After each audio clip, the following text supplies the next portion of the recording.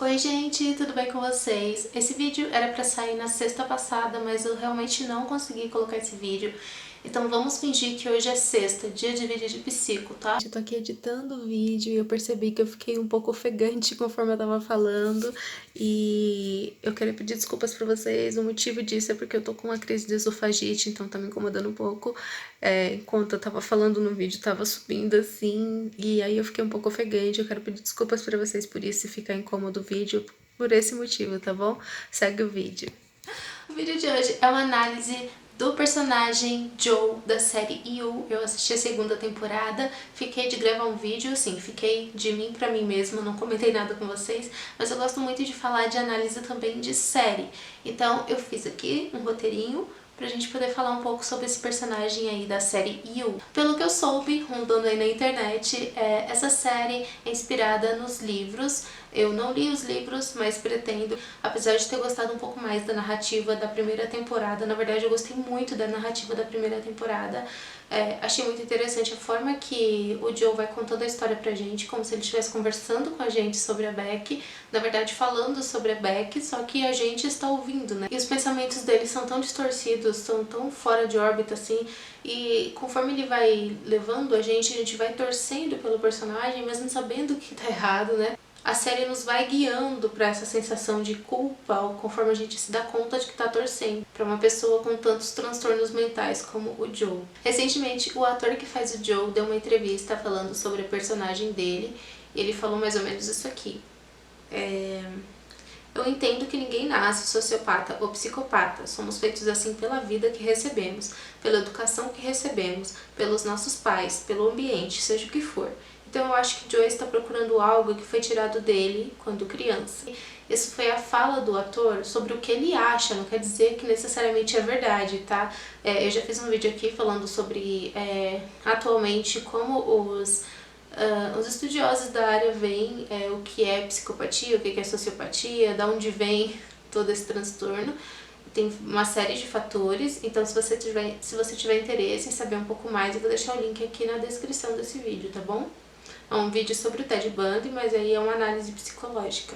Então, pessoalmente, eu não gostei muito da segunda temporada como eu gostei da primeira, justamente por isso que eu falei pra vocês, dessa coisa da narrativa da primeira temporada, que vai nos levando a entender como o Joe percebe o amor, né, na cabeça dele, conforme ele vai transformando a vida da Beck, né, sem que ela saiba disso, ele vai protegendo ela como se ela não tivesse direito de escolha, e com isso vem a culpa porque a gente, diferente do personagem, nós sentimos culpa. Afinal, ele espionava, planejava, arquitetava tudo para a vida da Beck ser do jeito que ele queria que fosse. Já na segunda temporada, alguns elementos ficaram tão óbvios que eu ia pulando, sabe? Aquele modo 3 em 3 segundos que você vai apertando, porque, tipo, o final do diálogo já tava muito óbvio lá no começo. Então, pra mim, pelo menos, eu achei os diálogos muito longos, algumas cenas, assim, um pouco desnecessárias. Se não me engano, no 8º episódio, em que o Joe fica preso no hotel com o irmão da Love, eu achei no começo divertido, mas depois foi ficando uma coisa meio chata, cansativa, enrolando, enfim, pra mim foi uma das cenas assim mais chatas pelo tempo que foi consumindo daquilo e ficando mais do mesmo, enfim, isso me encheu bastante. Só ressaltando aqui também, isso é a minha opinião, tá bom? Como espectadora, como eu percebi a série, pra você pode ter sido totalmente diferente. A caixa de vidro também perdeu totalmente o propósito. Lá na primeira temporada tinha todo um porquê da caixa de vidro existir. Ali na segunda temporada ela estava apenas dentro de um depósito que era a prova de som, segundo o que o Joe falou, se eu tô muito enganada. Parece que ele falou que tipo, o depósito era a prova de som, que não adiantava gritar. Se não me engano foi na cena da Delilah, quando ela ficou presa, quando ela descobriu, né, tudo que o Joe era, e ele falou, não precisa gritar porque aqui é tudo prova de som.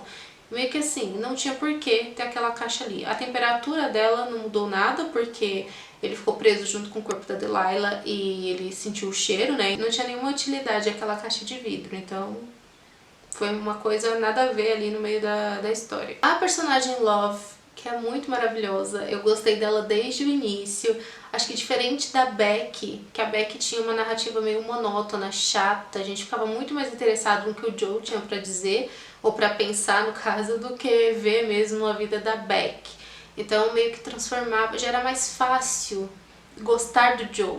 Já a Love tinha uma narrativa interessante, só que a partir de um momento a gente já conseguiu perceber mais ou menos o que ia acontecer com a personagem, pelo menos foi assim pra mim, pareceu um pouco óbvio.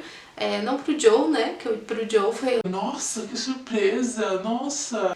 Então essa revelação final da Love coloca ela em pé de igualdade com o Joe, e a partir do momento que ela tá em pé de igualdade com ele perde o interesse nela, pelo menos deu a entender isso até o final, né?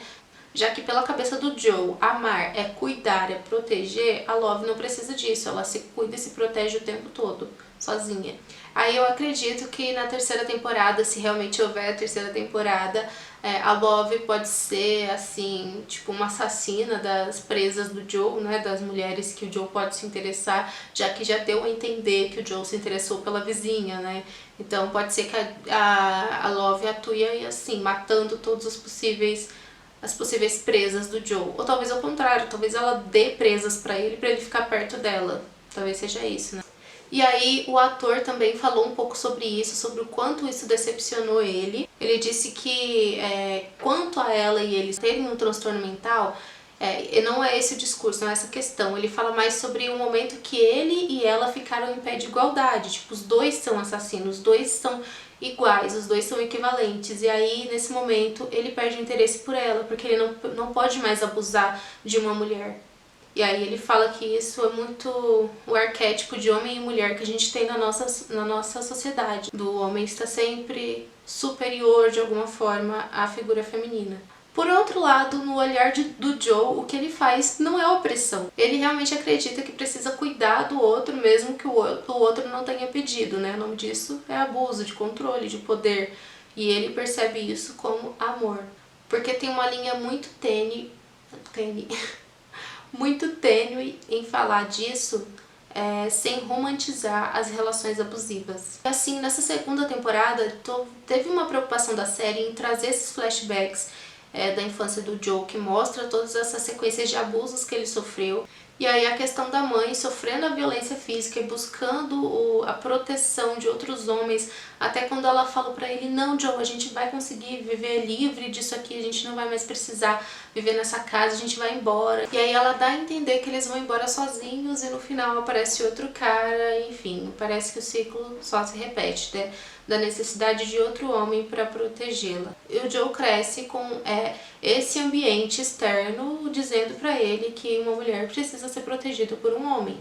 E o homem às vezes é abusivo. E aqui eu senti esse tom de justificativa de como o Joe age como adulto. Parece que a série quer dizer, olha, ele é assim porque na infância aconteceu isso e isso. Eu gostei muito das personagens femininas, a Love, a Delilah, as outras personagens que foram aparecendo, a Ellie, se não me engano o nome dela é Ellie, a sobrinha da Delilah. Todas elas são muito fortes, eu achei isso muito, muito diferente da primeira temporada. Mas assim, em contraponto com a primeira temporada, a Love, diferentemente da Beck, é muito forte, ela vai atrás de descobrir as coisas, então isso posiciona os personagens femininos de forma menos oprimida perante o personagem do Joe. Também gostei da forma que trataram o caso da Candace. Eu não achei legal a forma da narrativa, achei muito arrastada, não gostava de acompanhar. Já esperava que fosse um final ruim pra ela, porque como a Candace naquela lerdeza dela ia conseguir alguma coisa, gente, chega lá pra falar com o Joe, começa a ameaçar ele, e aí o Joe corre, e aí não acontece nada, e aí ela vai namorar com o cunhado. Gente, pelo amor de Deus, não dá. Eu gostei da forma que retratou essa questão da mulher que é abusada, né, e não consegue apoio do Estado, a polícia não acredita nela, ela recorre à justiça, ela não consegue justiça, e aí ela vai atrás com as próprias mãos, mas isso ficou fraco, na minha opinião. Mas eu gostei que pelo menos isso foi retratado, né, numa vida real, o que acontece na vida real. O Joe também repete muito sobre querer mudar, né, porque ele quer mudar, quer mudar, quer mudar, só que querer mudar não é suficiente para uma pessoa com transtorno mental. Se o Joe fosse realmente um personagem, um paciente da vida real, né, uma pessoa doente da vida real, precisaria mesmo de uma ajuda psicológica e psiquiátrica. Primeiro porque ele começa a ter alucinação com a Beck, não só visual, mas também auditiva, física, se não me engano, mas não tenho muita certeza se ele toca, não tenho muita certeza, mas ele tem alucinação auditiva, tem alucinação visual. mata sem sentir culpa e ainda justifica que foi por amor. Ah, foi por amor a fulano de tal. Se não fosse por você, eu não faria tal coisa. É tudo por você. E foi abusado de diversas formas pelos seus cuidadores do passado, né? É abuso da mãe, que expôs ele a situações degradantes, né? Dele ver que a mãe precisava sair com o cara. A mãe que era abusada dentro de casa, com a questão de agressão física. O pai que ameaçava ele, ameaçava a mãe. E tudo que ele faz é repetir esses traumas ao longo da vida. E aí no fim, o que a gente entende é que o John não sabe o que é o amor. O amor pra ele tá relacionado a proteger. E ele entende como proteção sugar a pessoa, ficar o tempo todo em cima, ser obcecado por controle. E tudo, ele faz tudo pra ficar junto com a pessoa que ele acha que precisa dele pra estar vivo. E agora eu quero saber de vocês o que vocês acharam da série. Se você caiu aqui porque você gosta de psicologia, ou estuda psicologia, ou já é formado, senhor psicólogo, psicóloga, comentem aqui o que vocês acharam desse vídeo e da série também em si, qual a opinião de vocês, se faltou alguma coisa pra falar aqui. Eu coloquei bem resumidamente porque infelizmente eu não anotei conforme acabava os episódios, porque é uma coisa mais legal de fazer, né? Tá tudo fresco na cabeça. Então eu fiz o roteiro depois que eu assisti toda a série. Mais ou menos uma semana depois, porque teve um monte de festas aí de fim de ano e eu não consegui sentar pra fazer o roteiro.